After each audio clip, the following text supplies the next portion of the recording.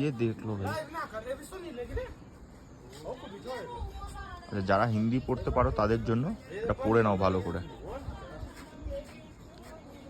तो এখানে বলেছে मधमहेश्वर जाने वाले तीर्थयात्री ट्रेकर्स कृपया ध्यान दें, ये केदारनाथ वन्यजीव प्रभाग का सेंचुरी क्षेत्र है।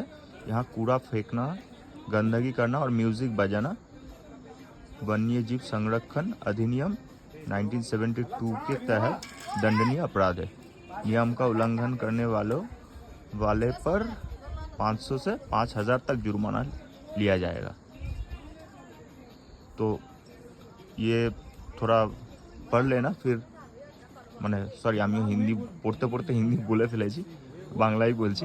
তো এটা সবাই একটুখানি পড়ে নিও যাওয়ার সময়। কোনো প্লাস্টিক কোনো রকম নোংরা করো না সবাইকে যারা আসছো। আর এটা হচ্ছে আকতলিদার, এখান থেকে এই সোজা এখান দিয়ে ট্রেক শুরু হবে।